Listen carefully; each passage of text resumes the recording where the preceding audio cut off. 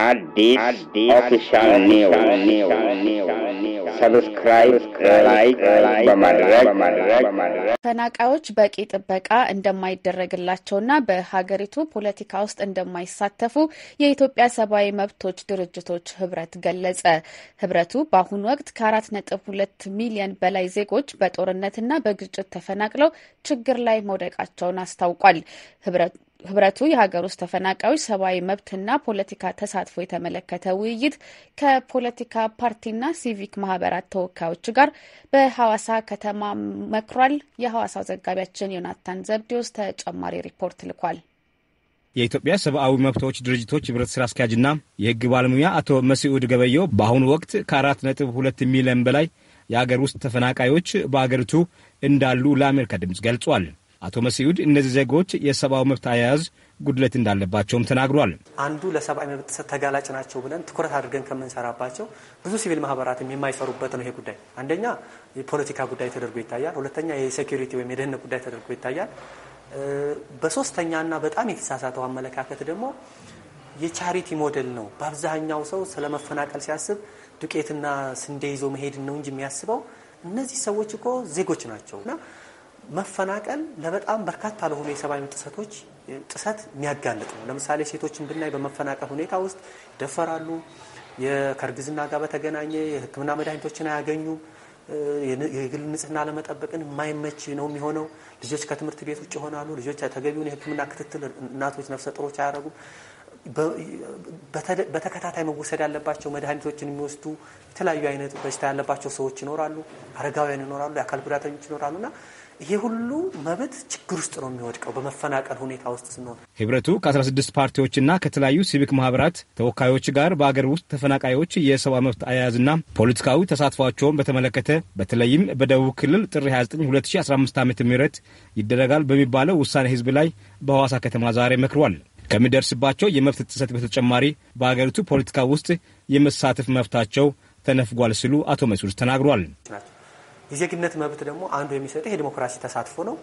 መምረጥና መመረጥ ነው። ይህንን እንኳን ስናይ የምርጫ ቦ ለምሳሌ አንድ ተፈናቃይ እጩ ሆኖ በፓርቲዎች መቅረብ ይችላል ወይ ስንል የተፈናቃይ ካምፕ ውስጥ ሆኖ እንዴት አድርጎ ተንቀሳቅሶ ነው የሚመርጠው? አንደኛ። ሁለተኛ ደረጃ የህግ ማዕቀፉ አሁን ያለው ህግ ማዕቀፍ ራሱ ተፈናቃዮች ድምጽ ሲሰጡ ያሉበት ቦታ ላይ ሆነው ድሮ ለነበሩበት ቦታ ነው ድምጹ የሚሄደው።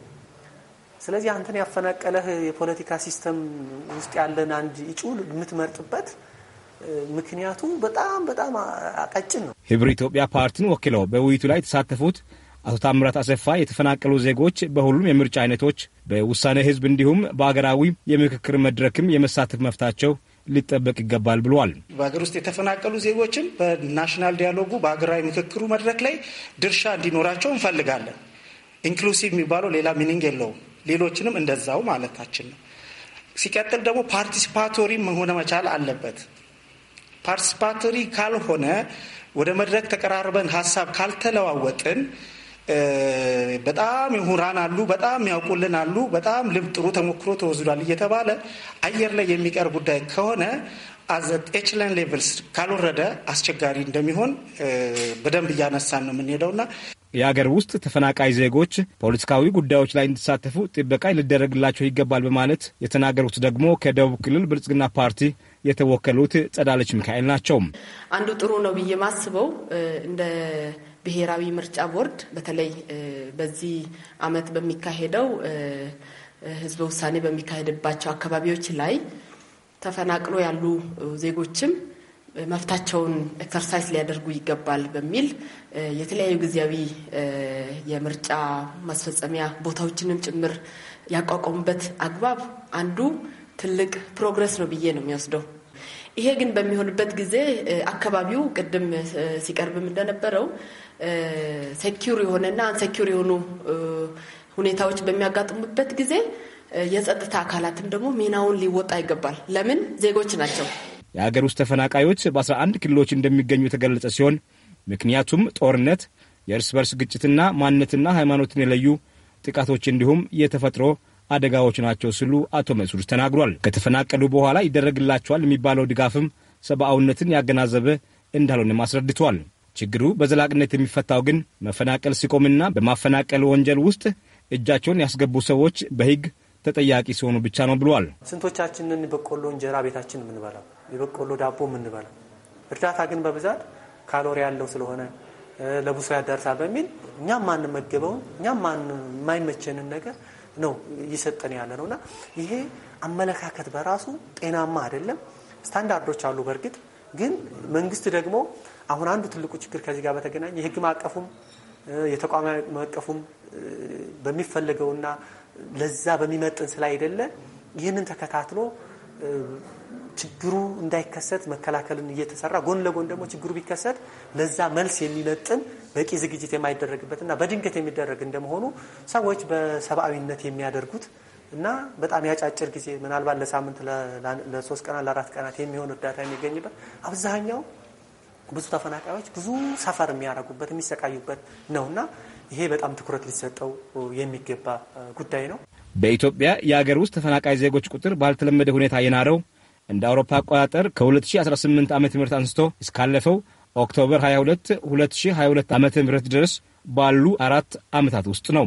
የትግራይ ክልል ሳይጨምር ከ4.2 ሚሊዮን በላይ ዜጎች መፈናቀላቸውን የዓለም አቀፍ የስደተኞች ድርጅት አይኦምና የኢትዮጵያ ሰብአዊ መብቶች ኮሚሽን መረጃዎች ያስረዳሉ። ለአሜሪካ ድምፅ ራዲዮ ዮናታን ዘብዱ። ከተራ በዓል ዛሬ በኢትዮጵያ በድምቀት እየተከበረ ይገኛል። በዓሉ ከክርስቶስ የጥምቀት መታሰቢያነት ባለፈ የሰው ልጆች ትህትናንና መከባበርን የሚማሩበት እንደሆነ የእምነቱ ተከታዮችና አባቶች ተናግረዋል። ጥምቀት በድምቀት ከሚከበርባቸው ስፍራዎች መካከል አንዷ በሆነችው ጎንደር በሰሜን ኢትዮጵያ ለ2 ዓመታት ከተካሄደው ጦርነት በኋላ በዓሉን ለማክበር ወደ ከተማዋ ያቀኑ በመቶ ሺዎች የሚቆጠሩ እንግዶችን መቀበሏን የከተማዋ ኮሚኒኬሽን ቢሮ አስታውቋል። በአዲስ አበባም በተመሳሳይ የከተራ በዓል ሃይማኖታዊ ስርዓትን በተከተለ መልኩ በድምቀት ተከብሯል። ታቦታትም ከደብሮቻቸው ወደ የጥምቀት ባህሮች አምርተዋል። በዓሉን የተከታተለው ኬኔዲ አባተ ተከታዩን ሸባብ ላይ ያገኘው ወታደራዊ ድል ታላቅ ተስፋ መጫሩ ተዘገበ።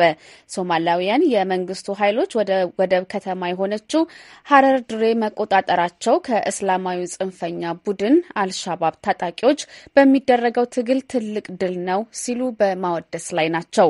በአንድ ወቅት የሶማሊያ የባህር ላይ ወንበዴዎች መናኸሪያ የነበረችው ወደብ ከተማ የታጣቂው ቡድን ቁልፍ የገቢ ምንጭ ሆና የቆየች ሲሆን ተንታኞች ሀረር ድሬንና ሌሎች በጽንፈኛው ቡድን እጅ የነበሩ ግዛቶችን እየተቆጣጠሩ የአካባቢውን ልብ ማሸነፍ ፈታኝ ይሆናል ይላሉ። አሉላ ከበደ ዝርዝሩን ያቀርበዋል። የሀረር ድሬ መያዝ ካለፈው የሐምሌ ወር አንስቶ በአልሻባብ ላይ ወታደራዊ ዘመቻ ሲያካሄድ ለቆየው የሶማሊያ ጦር ሰራዊትና ለጎሳ ታጣቂዎች ምናልባትም እስካሁን ብቸኛው ትልቁ ድል ነው። እንደ አውሮፓውያን የዘመን አቆጣጠር በ2011 ዓ.ም በሶማሊያ የባህር ላይ ውንብድና በእጅጉ ደርቶ በነበረበት ወቅት ሀረር ድሬ መርከቦችን እያገቱ የማስለቀቂያ ቤዛ ለሚጠይቁት ዘራፊዎች ዋናዋ የዘመቻው መምሪያ ወደብ ነበረች።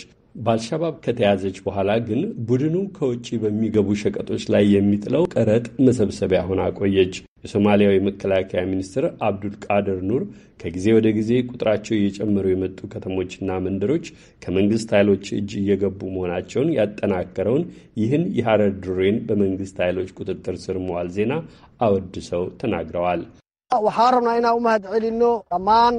ጠላቶቻችንን በተለይም ከሁለቱ ከተሞች ጋላድና ሀረር ድሬ ጠራርገው ያስወጣውን መላውን የጦር ኃይላችንን በተለይም የሶማሊያ ጦር ኃይልን ማመስገን እንፈልጋለን። የሲምአድ ዩኒቨርሲቲው መምህርና የግጭቶች ተመራማሪ ሾኪ ሀይር በበኩላቸው ዜናውን ተከትሎ ለአሜሪካ ድምፅ በሰጡት አስተያየት የሀረር ድሬ መያዝ 8 ወራት በተጠጋው ወታደራዊ ዘመቻ ሁነኛ እርምጃ ነው ይላሉ። በሶማሊያ መንግስትና የአካባቢው ኃይሎች የተመዘገበ ታሪካዊ ድል ነው። በአንድ በኩል የሰራዊቱን ሞራል የሚያጎለብት ድል፣ በሌላ በኩል ደግሞ በፕሬዚደንት ሐሰን ሼክ መሐመድ የተመራው መንግስት ያስመዘገበው ጉልህ ስኬት ነው። ይህም ሀገሪቱን ነጻ የማውጣቱን ሥራ ይበልጥ ያፋጥነዋል። ሀይር አያይዘውም የሶማሊያ ጦር ሰራዊት ተከታታይ ድሎችን ቢያስመዘግብም አዲስ የተለቀቁት አካባቢዎች መልሰው ከአልሻባብ እጅ እንዳይገቡ መንግስት የአካባቢውን ማህበረሰቦች አመኔታ ማጎልበትና በአፋጣኝም ህጋዊ አሰራሮችን መሰረት ማስያዝ አለበት ይላሉ።